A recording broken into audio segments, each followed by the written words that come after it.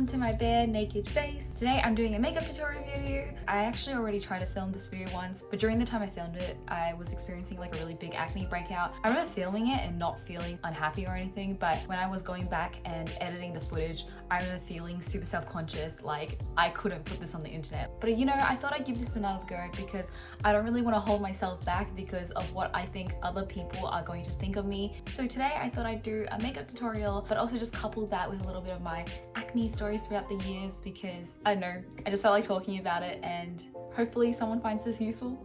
So usually I use a primer, but all my primers ran out. Primers are meant to be a barrier between your skin and makeup, but I found it doesn't really do anything. So I'm gonna ignore that and we're gonna move on straight to foundation. To be honest, I only really got into makeup recently, maybe like 1-2 years ago. Before then, I was basically like a guy. I was like clueless. I was like, what the fuck is foundation? What the fuck is concealer? They're the same thing, right? Like I remember like putting on makeup for the first time and looking in the mirror and being like, wow, like I love the way I look. I think in some sense it can be very toxic that you have that kind of relationship with makeup. I feel like a lot of it as well is just girls hating on girls, and that breeds such a toxic behavior that I don't really blame people for putting on makeup and feeling better about themselves because that's just the way society treats you. It's not exactly them wanting to show a false face to the world, right? But this is my foundation. So I use Clarins, which is not too expensive in my opinion. It's alright. It's a little bit of like an old ladies brand. I used to work in a beauty department. One of the aunties there, she taught me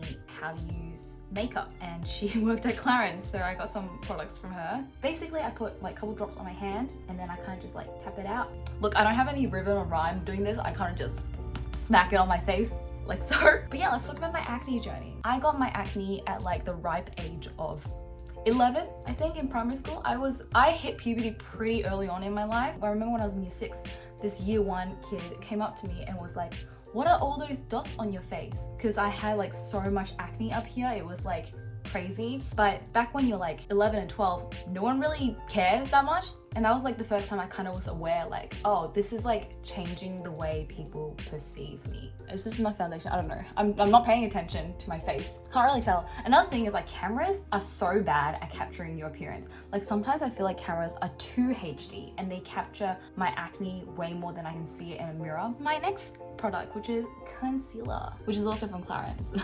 This is really good though. This has lasted me a really long time, maybe like a year already. You only need like a little bit and it does so much. But yeah, when I got to high school and there was maybe like 10 of us Asian girlies and we kind of just like stuck together, didn't really care that much about makeup because, you know, we were too busy girl bossing it up and focusing on our academics. Until, dun dun dun, boys, ooh.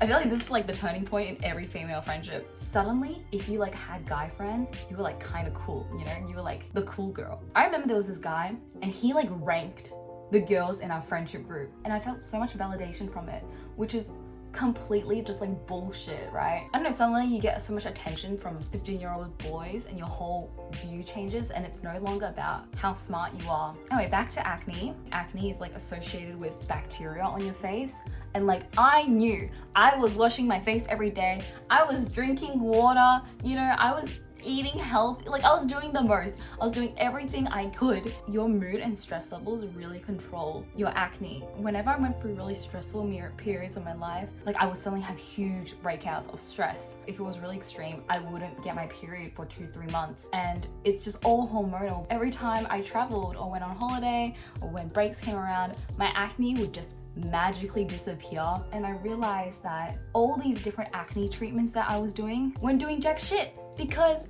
my acne wasn't controlled by bacteria on my face, it was controlled by my stress levels. So these days I try to like take life a little easy, you know? Anyway, let's talk about my eyebrows. So I have my grandpa's eyebrows and they are not great. I kind of hate them low-key. They can be very patchy. Like this is like normal eyebrows. So I've got this little tool and then I kind of just turn it on.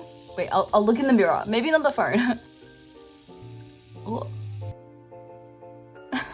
I don't really know what I'm doing, but basically what I do, get the little pen end and you just kind of like draw a couple of lines a little bit here, a little bit here, and then get the brush end and you just blend that shit as aggressively as you can so it just kind of melts into the hairs. This is basically not a tutorial at all. It's just like what not to do. Somebody is probably doing this way better than me.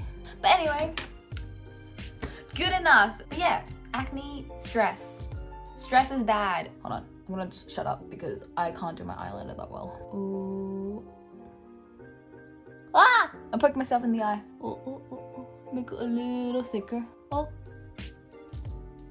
Anyway, let's talk more about insecurities. I remember when I went to Korea with my friends, there's this like photo of me eating crab and I looked a little like crazy out of my mind. And I remember like posting it and being like, oh, this is like fine. But then I did a double take. Like I looked at the photo and I realized like this isn't me at my very best. I know in my heart this is like such a goofy and funny picture of me that I want to post. But I also know I don't look attractive in this photo. And then I just deleted the story because I felt embarrassed putting that up and having people look at it. You know, another thing I found about with acne is that it can be genetic. Your skin is genetic because it's quite literally part of your DNA. I have a friend who's from Vietnam and she has eczema in Australia, but then she goes back to Vietnam and her eczema is suddenly healed. The humidity of Vietnam just doesn't compare to Australia, which is like a very dry climate. Genetics was really just like go back to where you came from, but like that's also just normal, you know. It's like not something that you can control. Okay, I'm gonna do my eyeshadow now. It's just a palette from Innisfree. The middle one was my favorite. It fell out and broke and I was really sad. I don't really know how to blend eyeshadow. What I do is just I get this, chuck some on my fingers, and I just smoosh that shit on, you know, like this. Ugh. So this is, oh look, it's me. Oh, Inception. Yes, I am filming this on my phone.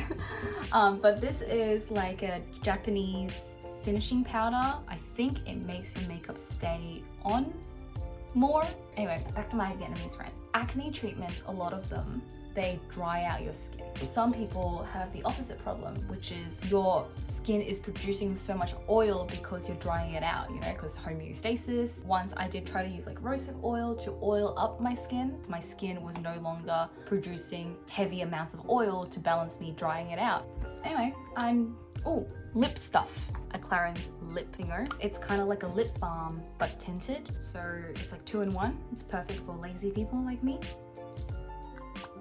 And yeah, then that's the look. Also, sorry, I know I yap a lot, but yeah, I've had a lot on my mind. I feel like I went through a big period of self-discovery as well because I just came back from my solo Singapore trip, which is a monster to edit. Like, oh my god. On the plane there, I did a really cool thing. The girl next to me was also going to Singapore by herself and we like struck up a conversation. Literally like 2 days ago, we hung out in Melbourne because obviously I'm leaving for Europe, so I just wanted to hang out with her. But it was so incredible connecting with a girl who's older than me and just being able to talk to her about like life, because I felt like I haven't really had a lot of that growing up, and I feel like a lot of my life I learnt things from watching YouTubers, and I feel like a lot of people do that nowadays as well. But it was really cool just talking to that girl, just like feeling not as alone as I thought I was, like feeling like I'm actually not crazy, like this is normal. Knowing that there are people out there is very comforting, and I think like for me, as long as I keep trying, I think I will get where I want to go. And it's better to keep trying to achieve that than just not doing anything at all and being constantly worried that people are going to judge me, because honestly, fuck them. You know, I just want to do what I want to do and I want to live a fulfilling life. It's like this quote I read from somewhere that you should live life as if you're living it for the second time, as if you're already on your deathbed and you're realizing what you should have done while you were young. And I think that's how I want to live my life. So yeah, I'll leave you at that note. Well, the next video I'm filming is a thrift haul, so that's going to be definitely less depressing than this video, and I'll probably just be talking about clothes and being materialistic and just, you know, sometimes you need to enjoy life as well. So materialism is okay as long as it's balanced. So yeah, thanks for watching. Please like, comment and subscribe if you like this video. But yeah, you don't have to. See you guys next time.